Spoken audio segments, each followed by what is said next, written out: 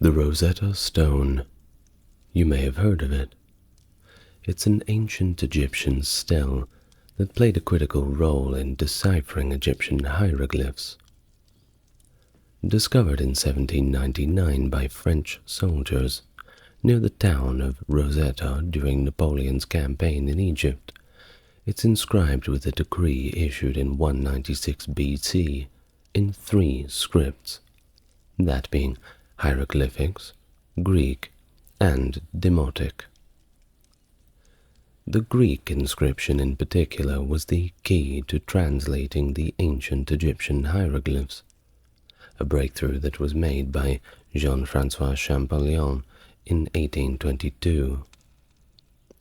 This decipherment unlocked the secrets of the ancient Egyptian civilization, and it's one of the reasons that we know so much about ancient Egypt today. Hello and welcome to the channel. If you're coming back, it's good to see you again. And if you're new to the channel, it's good to meet you. If you want to support the channel, links to the Patreon are in description. Otherwise, I'll thank you in advance for liking the video. This helps YouTube push it out to a bigger audience, and it really helps the channel. Now, without further ado, let's begin our talk for today. The Rosetta Stone. Make yourself comfortable. The stone itself is described as a black granodiorite stone with 3 inscriptions, and catalogued as such in a contemporary record of artifacts found by the French expedition, but later surrendered to British troops in 1801. After its arrival in London, the inscriptions were enhanced with white chalk to improve their legibility, and the stone was coated in carnauba wax to protect it from handling. This wax layer, along with the chalk, gave the stone its dark appearance, leading to its initial misidentification as black basalt. In 1999, during a cleaning process, these additions were removed, revealing the original dark grey hue of the rock, its crystalline structure, and a pink vein running across its top left corner. Analysis compared the stone with samples from the Clem collection of Egyptian rocks, showing a strong resemblance to the granodiorite from the Gebel Tingar quarry that's sort of near Elephantine in Aswan region, with the pink vein being somewhat characteristic of that region's stone. Now, how big is it? Well, it's surprisingly big. It measures 3 feet 8 inches in height at its tallest point, and 2 feet 6 inches in width at its widest point. It's also about 11 inches thick, so no wonder it's survived this long. Of course, a stone of that magnitude, can you guess its weight? 760 kilograms. That's about 1,680 pounds roughly. It features 3 inscriptions. The upper register was done in ancient Egyptian hieroglyphs, followed by the middle, which is in the Egyptian demotic script, the language of the Copts, still around today, and the lower in ancient Greek, which was of course the most useful.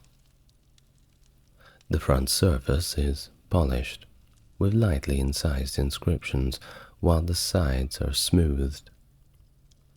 The back of the stone is somewhat roughly worked, most likely because it wasn't really intended to be visible when the stele was erected.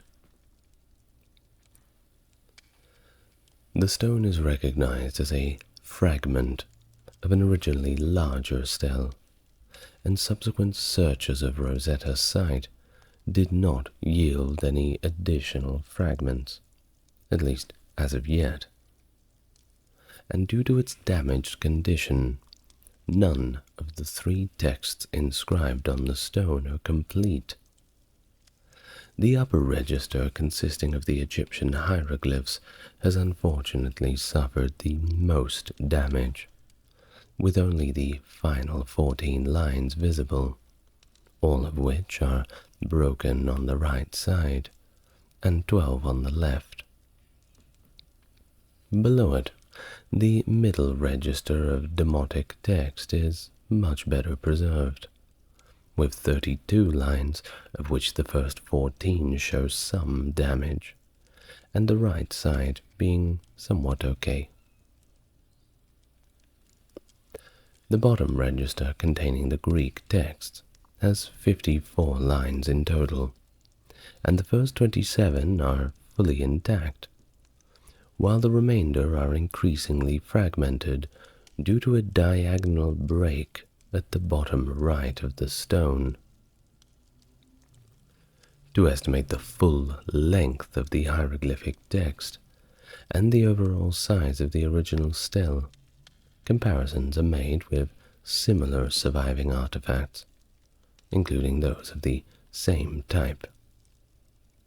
For example, the Decree of Canopus, erected in 238 BC during the reign of Ptolemy III, measures around 2190 millimeters in height and 820 millimeters in width, containing 36 lines of hieroglyphic text, 73 of demotic, and 74 of Greek. Now, based on such comparisons, it's estimated that an additional 14 or 15 lines of hieroglyphic inscription are missing from the top register of the Rosetta Stone, amounting to another 300 millimeters, give or take. It is also believed that the original stele was likely featured a scene depicting the king being presented to the gods, topped with a winged disc, similar to the Canopus stele. The presence of a hieroglyphic sign for stela on the stone suggests that it originally had a rounded top. The estimated height of the original stele, in all of its glory, is approximately 149 centimeters. The stele was erected following the coronation of Ptolemy V and bore a decree establishing the divine cult of the new ruler. This decree was formulated by a congress of priests convened at Memphis. The date of the decree is provided as 4 Xanthicus in the Macedonian calendar and 18th Mechir in the Egyptian calendar, which corresponds to March 27 of 196 BC, during the 9th year of Ptolemy V's reign. The decree also mentions 4 priests who officiated in that year, including Athos, son of Athos, who oversaw the divine cults of Alexander the Great, and the 5 Ptolemies down to Ptolemy V himself. However, there is a conflicting date also mentioned in the Greek and hieroglyphic texts, corresponding to November 27th, 197 BC, which was the official anniversary of Ptolemy's coronation. The demotic text lists consecutive days in March for both the decree and the anniversary. While the reason for this discrepancy is still a bit of a mystery to us, it is clear that the decree was issued in 196, aimed at reaffirming the rule of the Ptolemaic kings over Egypt. Now, at the time when the decree was issued, it was certainly a turbulent period in Egyptian history, especially turbulent Ptolemy V Epiphanes ascended to the throne at the mere age of 5 years old, after the sudden deaths of his parents, Ptolemy IV Philopater and Arsinoe, who were actually murdered in a conspiracy involving Ptolemy IV's mistress, Agathoclea. The conspirators effectively governed Egypt as guardians, until a revolt led by the general Tlepolemus ousted them. Subsequently, Aristomenes of Alesia became the chief minister and guardian of Ptolemy V. Certainly a chaotic childhood for sure. While external political pressures further complicated the situation. As if it didn't get bad enough already, Antiochus III the Great and Philip V of Macedon had conspired to divide Egypt's overseas territories. Meanwhile, there was an ongoing revolt in southern Egypt, which had begun during the reign of Ptolemy IV and just seemed to keep on going.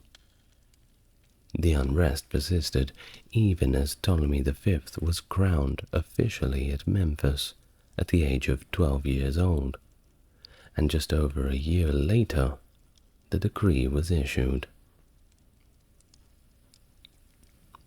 Stele of this type, originating from temples rather than the king's decree, are a distinctive feature of Ptolemaic Egypt. Unlike the earlier pharaonic era, it would have been unprecedented for anyone other than the divine rulers to make national decrees. It just simply wasn't heard of. But with the Greeks in charge, things were a little bit different. Well, the Macedonians, before you yell at me in the comments.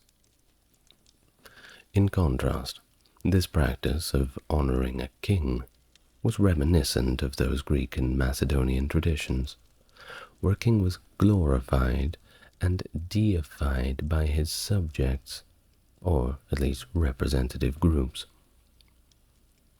The decree notes that Ptolemy V bestowed gifts of silver and grain to the temples.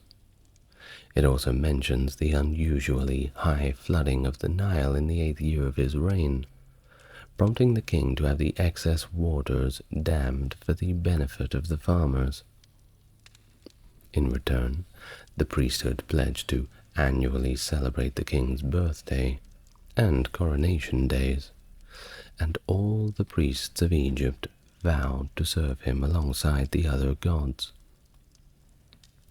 The decree concludes with the direction that a copy be placed in every temple, inscribed in the language of the gods, meaning Egyptian hieroglyphs, the language of documents, meaning demotic, and the language of the Greeks, meaning the language of the Greeks, as used by the Ptolemaic government.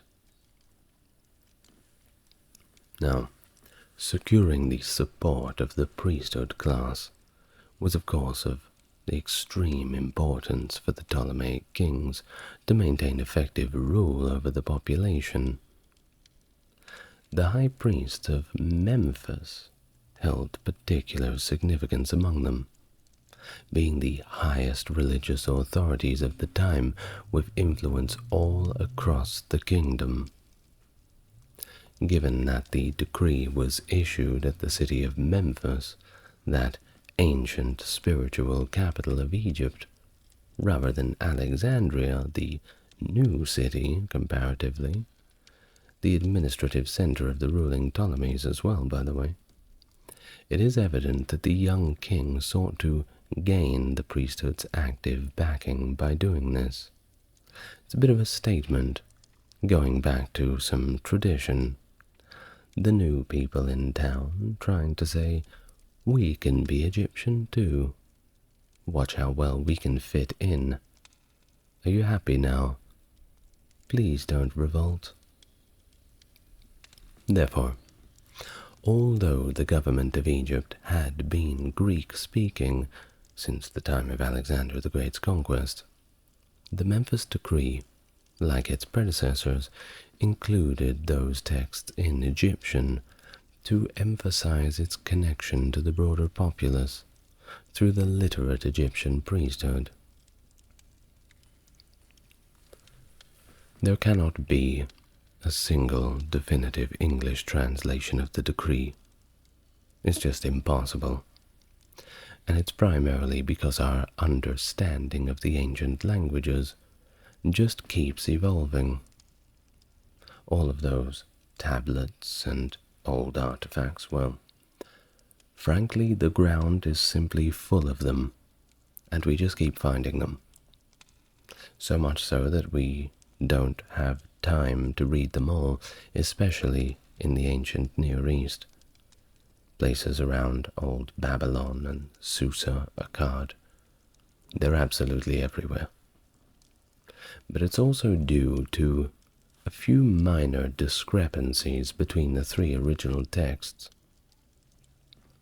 Now, older translations by E. A. Wallace Budge, who did the Book of the Dead translation, by the way, and Edwin R. Bevan, who left us in 1927, are readily available. Just Google them. But they have become a little bit outdated compared to more recent translations, such as R.S. Simpson's translation, which was based on the demotic text, or modern translation of all three texts by Quirk and Andrews in 1989. You can find them all, and there's a few differences between them. But don't throw the baby out with the bathwater. I'm not saying that if you go to your local bookstore and see the Dover publication of the Book of the Dead by E. A. Wallace Budge, for example, that you shouldn't buy it, because you certainly should, even if there is newer translations that claim to be better. Well, that's just my personal opinion. I'm not going to be reading 20 different translations of the same text. It's not time efficient. Anyway, the stele likely did not originate at Rosetta, also called Rashid in Arabic, by the way, where it was discovered, but it probably came from a temple site that was further inland, potentially the royal town of Sais. It is believed that the temple from which it originated was likely closed around AD 392, when the Roman Emperor Theodosius I ordered the closure of all non-Christian places of worship. And of course, by that time, Egypt was a Roman province, so they had to do as they were told. At some point, though, the original stele broke, with its largest piece becoming what we know as the Rosetta Stone. The other pieces obviously still out there somewhere, but who knows, perhaps we'll find it by the time this video is published or by the time that you listen to this lecture. Now, ancient Egyptian temples were later used as quarries for new construction, and the Rosetta Stone was likely reused in this manner. Later it was incorporated into the foundations of a fortress, built by Mamluk Sultan Qaid Bey to defend the Bulbatine branch of the Nile at Rashid. It remained there for at least another 3 centuries, until its rediscovery. And since the discovery of the stone, 3 other inscriptions relevant to the same Memphis decree have been found, albeit they don't get as much attention as they deserve. Those are the Nubaraya stele, a stele found in Elephantine and Nobtaha, and an inscription found at the Temple of Philae, which is on the Philae obelisk. Unlike the Rosetta Stone, the hieroglyphic texts of these inscriptions were relatively intact, at least as intact as you can get for 2,000 years. Although the Rosetta Stone had already been deciphered by the time that these were found, later Egyptologists have used them to somewhat refine the reconstruction of hieroglyphs that were likely used in missing portions of the hieroglyphic text on the Rosetta Stone, which is, yes, why it's important for us to look at revised translations. So how did they actually come across the stone? Did it just fall into their lap? And who was they? Well, it is indeed quite an interesting tale in itself, and it involves more than a little bit of luck. It leads us back to the conquests of Napoleon Bonaparte. Napoleon's campaign in Egypt in 1798 sparked a wave of fascination with ancient Egypt across Europe, particularly in France. Effectively, it's argued that Napoleon's expedition was pretty much when archaeology in its modern sense was invented. As part of this expedition, a group of 167 technical experts, known as the Commission of Science and the Arts, accompanied the French army to Egypt. On the 15th of July, 1799, while French soldiers led by Colonel d'Hautpoul were fortifying Fort Julian, located a few miles northeast of the Egyptian port city Rosetta, the Lieutenant Pierre-François Bouchard noticed a slab with some inscriptions on one side that had been uncovered by a few of the soldiers. Indeed, these soldiers were just on their cigarette break, it seems, digging around in the dirt, and all of a sudden, hey, what's this? Certainly the right place at the right time. Now, Pierre-François Bouchard immediately recognized its potential importance, because he was a well-read guy. So, Bouchard and d'Hautpoul immediately informed General Jacques-François Menot, who was present in Rosetta at the time, to come and take a look. Well, they all knew they had something quite special. The discovery was reported to Napoleon's newly established scientific institution in Cairo, the Institute of Egypt, by Commission member Michel-Ange Lancret. Lancret's report, dated the 19th of July 1799, highlighted that the stone contained the three inscriptions, the hieroglyphs, demotic, and the Greek.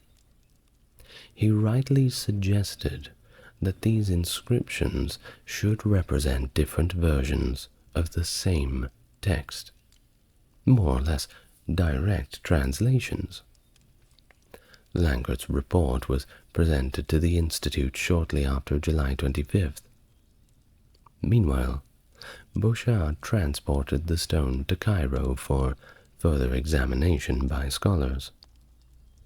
Napoleon himself didn't want to miss a chance to personally inspect the stone either, already being referred to as the Rosetta Stone at the time.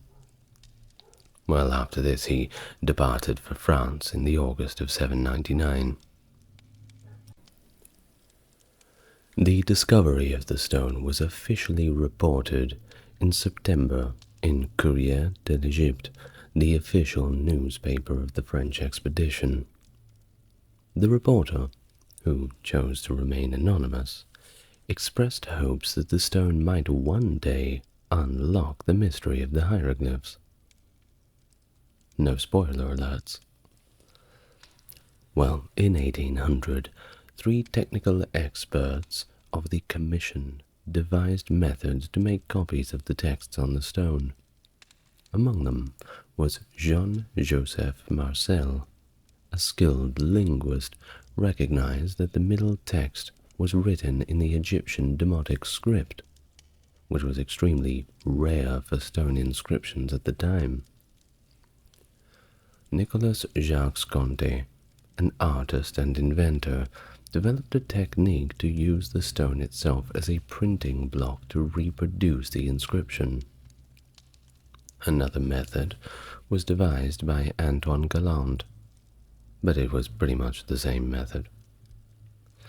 General Charles Duguay transported the prints to Paris, where scholars could analyze and attempt to decipher the inscriptions.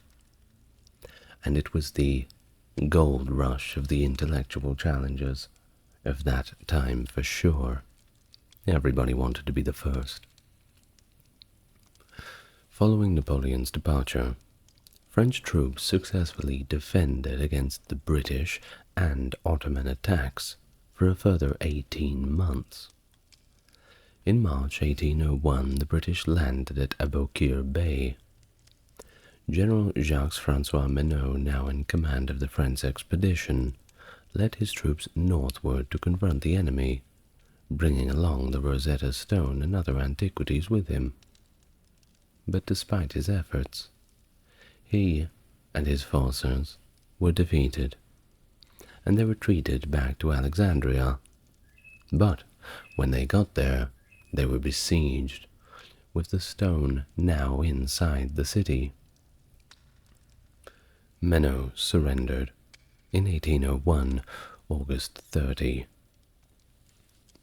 Now, following this surrender, a heated debate began regarding the destiny of the French expedition's archaeological and scientific findings in Egypt, comprising artifacts, biological specimens, and extensive documentation gathered by the commission members. Menot, adamant in his refusal to yield, asserted that these items rightfully belonged to the Institute. British General John Hely Hutchinson also was equally as unyielding, insisting that the siege would not cease until Menot relented. Upon conducting an examination of the collections in Alexandria, scholars like Edward Daniel Clarke and William Richard Hamilton, newly arrived from England, reported uncovering numerous artifacts previously undisclosed by the French.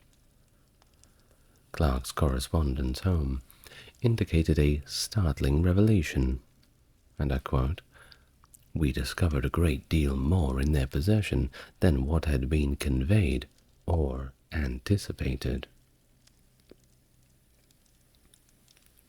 Hutchinson maintained that all these materials were now the property of the British Crown.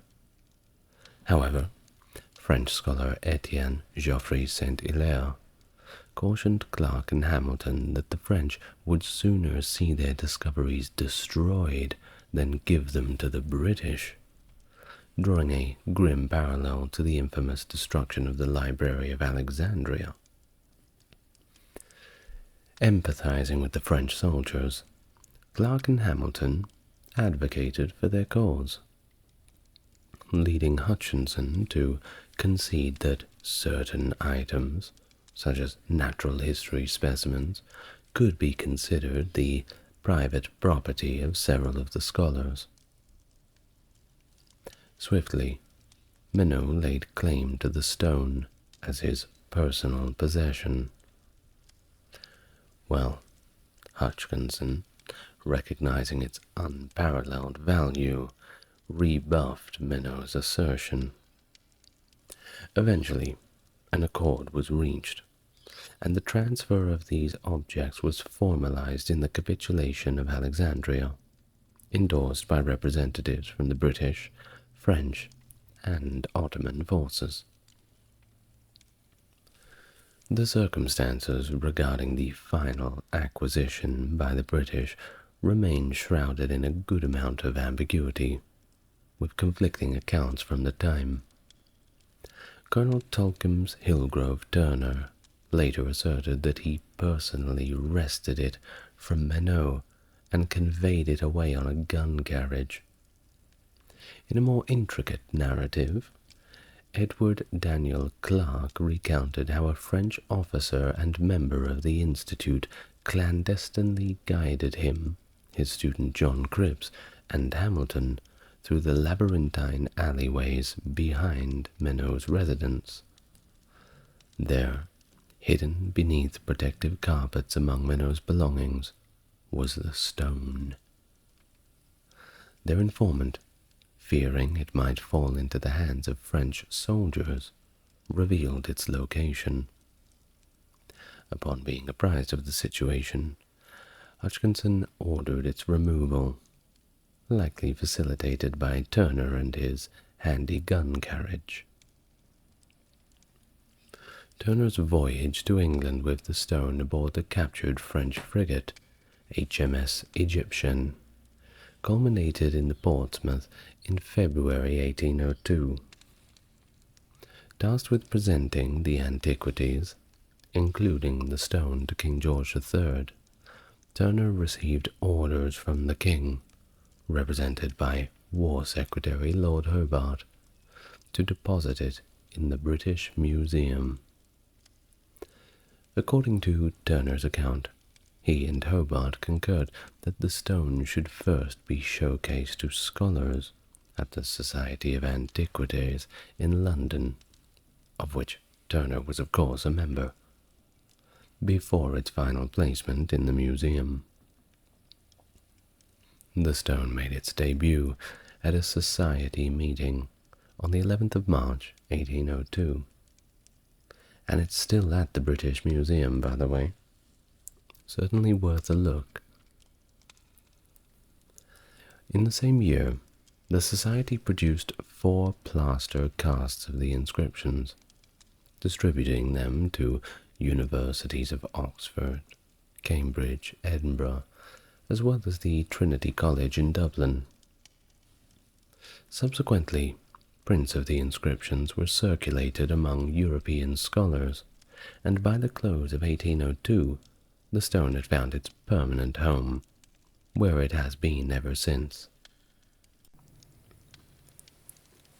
Newly painted inscriptions in white on the left and right edges of the slab proclaimed its capture by the British Army in 1801, and its presentation by King George III. So, since his time, it has remained a permanent fixture in the British Museum's expeditions. During the mid-19th century, it was catalogued as EA24, the EA denoting Egyptian antiquities. Alongside other artifacts captured from the French expedition, such as the sarcophagus of Nectanebo II and the statue of a high priest of Amun, the stone formed part of a collection of ancient Egyptian monuments that is really quite impressive. These objects, deemed too heavy for Montague House's floors, were relocated to a new extension. The Rosetta Stone was subsequently moved to the Sculpture Gallery in 1834, following the demolition of Montague House and the construction of the British Museum's current edifice. Renowned as the museum's most visited single object, the stone's image became a staple on its best-selling postcards for several decades. Today, you can get various items of merchandise featuring the text from the Rosetta Stone, or at least replicating its distinctive shape. Originally, the stone was showcased at a slight angle from the horizontal, cradled within a specifically crafted metal support that required minute alterations to its sides for a more snug and safe fit.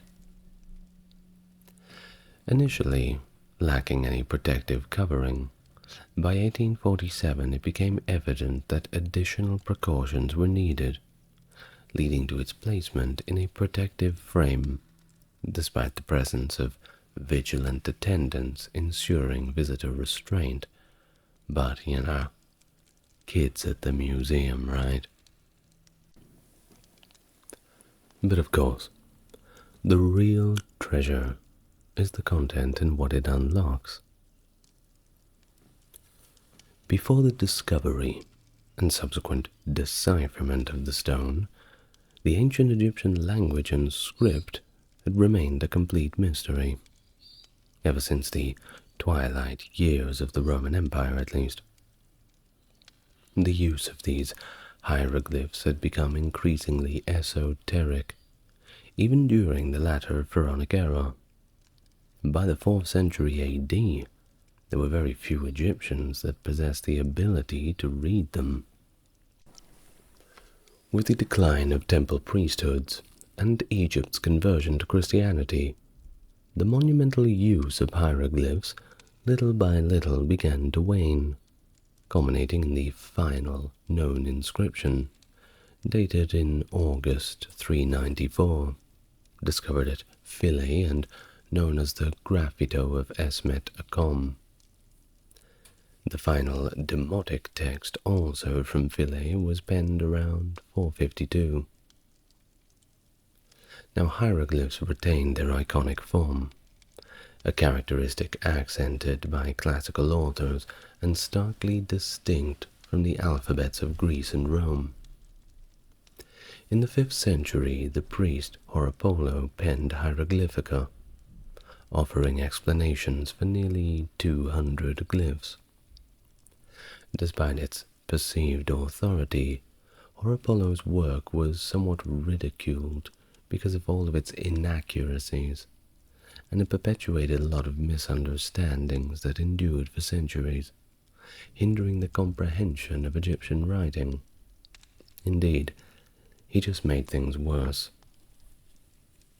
Subsequent endeavors at decipherment were not undertaken until Arab times, these historians in medieval Egypt during the 9th and 10th centuries. Notably, Dul Nun al-Misri and Ibn Washia delved into the hieroglyphs, drawing comparisons with contemporary Coptic language used by the priests of their time. The pursuit of decipherment persisted through the ages, with European scholars such as Pierius Valerianus in the 16th century and Athanasius Kircher, which I almost read as Ashton Kutcher, in the 17th century, making futile attempts. My goodness, time for another coffee, I think. Well, the revelation of the Rosetta Stone in 1799 furnished those crucial missing pieces of the puzzle, and there were plenty of missing pieces.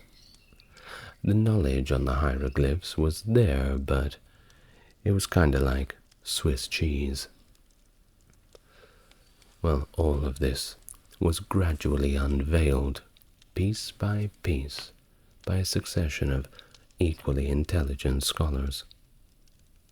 But ultimately, it was Jean-François Champollion who decoded the ancient script, unraveling the enigma that Kircher had likened that to the riddle of the Sphinx. The Greek text on the Rosetta Stone served as the initial point of departure for scholars. Although ancient Greek was familiar to many, very common, its specific usage in the Hellenistic period as the administrative language in Ptolemaic Egypt, well, that was not very well understood, particularly due to the absence of large-scale discoveries of Greek papyri at the time. Consequently, the earliest translations of the Greek text exhibited scholars grappling with the historical context and a lot of intricacies of administrative and religious terminology that they just did not understand. Now, Stephen Weston presented an English translation of the Greek text verbally at a meeting of the Society of Antiquaries on April of 1802. Simultaneously, 2 lithographic copies of the stone made their way to the Institut de France in Paris in 1801.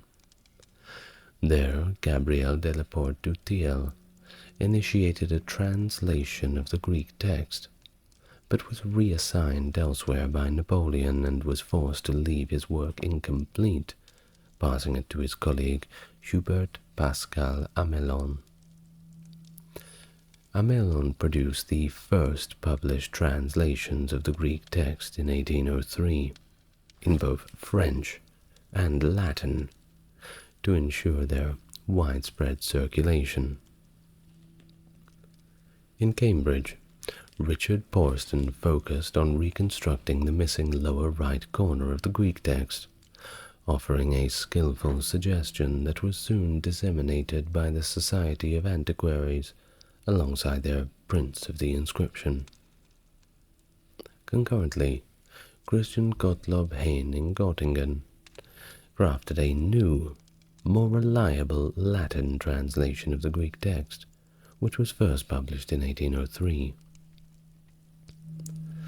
Now, we don't talk too much about the demotic text, don't we? So regarding it, Swedish diplomat and scholar Johann David Åkerblad was investigating a script referred to as demotic recently discovered in Egypt. He believed it to be a form of the Coptic language, despite its differences from the latter Coptic script. Antoine Isaac Sylvestre de Sacy, a French Orientalist, received one of the early lithographic prints of the Rosetta Stone in 1801 and realized that the middle text was the same script that Åkerblad was studying. So, together, they attempted to decipher the script, assuming it to be alphabetical. Sylvester de Sacy reported identifying 5 names successfully, while Åkerblad published an alphabet of 29 letters he had identified from the Greek names in the demotic text. However, they struggled to decipher the remaining characters, as the demotic text contained ideographic and other symbols alongside phonetic ones. Now, Sylvester de Sacy's contribution to the decipherment of the stone came in 1811, when he suggested to Thomas Young that the foreign names in Egyptian hieroglyphic inscriptions might be phonetically written. He also recalled Jean-Jacques Barthélemy's earlier suggestion that characters enclosed in cartouches, that's the word for bullet, that was the shape they were written in hieroglyphic inscriptions were proper names. And yes, he was right. Young, prompted by Sylvester de Sacy's suggestion, made 2 significant discoveries. First, he identified the phonetic characters P-T-O-L-M-E-S, Ptolemy, in the hieroglyphic text, which corresponded, of course, to the Greek name Ptolemaios. Secondly, he noticed striking similarities between the hieroglyphic and demotic texts on the stone, indicating that the 2 scripts were not entirely different from each other. This led Young to deduce that the demotic script was only partially phonetic, incorporating ideographic characters derived from hieroglyphs. In 1814, Young began corresponding about the stone with Jean-François Champollion. Champollion's breakthrough came in 1822, when he identified the names Ptolemaios and Cleopatra in both hieroglyphic and Greek inscriptions on the Philae obelisk. Now, using this information, Champollion constructed an alphabet of phonetic hieroglyphic characters and continued his work on September 14th, 1822. Completed, rather. He publicly announced his discovery in a lecture to the Académie Royale of Inscriptions on September the 27th, 1822, and he detailed his findings in a letter to Bon Joseph Dacier on the same day. His subsequent identification of phonetic characters in both Greek and Egyptian names, confirmed by hieroglyphic inscriptions from Abu Simbel, was a major breakthrough in the decipherment of the hieroglyphs. His extensive research culminated in the publication of an ancient Egyptian grammar and hieroglyphic dictionary, posthumously, in 1832. And despite not living to see its full publication, it went on to solidify his legacy and help with the further decipherment of other texts.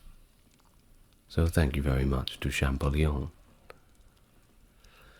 Now, work on the Rosetta Stone shifted towards gaining a fuller understanding of the texts and their contexts by comparing the three variations with each other. In 1824, classical scholar Antoine Jean Letronne pledged to create a new literal translation of the Greek texts for Champollion's benefit. In return, Champollion continued to analyzing all discrepancies among the three texts.